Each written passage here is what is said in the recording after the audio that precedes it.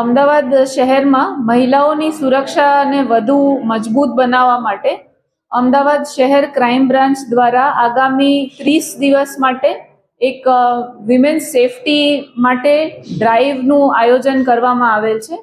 અને આ ડ્રાઈવના મુખ્ય ઉદ્દેશ છે કે જે અમદાવાદ શહેરમાં જાહેર જગ્યાઓ છે,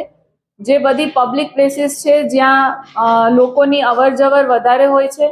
ટ્રાફિક વધારે હોય છે, માર્કેટ પ્લેસીસ, પબ્લિક ટ્રાન્સપોર્ટ અને જ્યાં રાત્રિના સમયમાં, સાંજના સમયમાં જ્યાં મહિલાઓની અવરજવર પણ વધારે હોતી હોય છે, વધારે ક્રાઉડેડ એરિયાઝ હોય છે,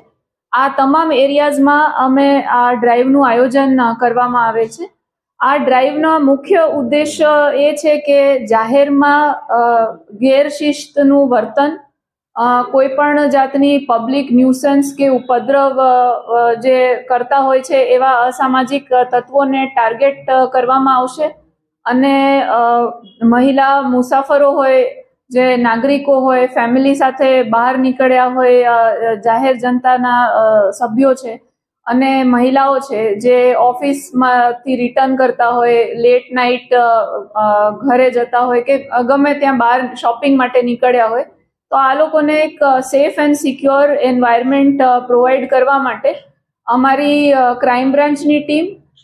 તેમજ સ્થાનિક પોલીસ સ્ટેશન્સની શી ટીમો અને મહિલા પોલીસ સ્ટેશન પૂર્વ, પશ્ચિમ અને IUCAWની એમ કરીને મહિલા સેલની ટીમો પણ આ મિક્સ્ડ ટીમ્સ ભેગી થઈને પેટ્રોલિંગ કરશે અને જ્યાં પણ આ પ્રકારના પબ્લિક ન્યુસન્સ ધ્યાન પર આવશે તો આમના વિરુદ્ધ કાયદેસરની કાર્યવાહી કરવામાં આવશે. જે કેસીસ આમાં આઈડેન્ટિફાઈ કર્યા છે, જે અગાઉ પણ શી ટીમ્સ અને મહિલા સેલની ટીમ્સે એપ્રોક્સિમેટલી 20 જેટલા કેસીસ GP એક્ટ 110, 117 અંતર્ગત દાખલ કર્યા છે અને આ ઉપરાંત ભારતીય ન્યાય સંહિતાના સેક્શન 270 અંતર્ગત પણ પબ્લિક ન્યુસન્સના કેસીસ આમાં કરવામાં આવશે. જ્યાં જ્યાં બેગિંગના પણ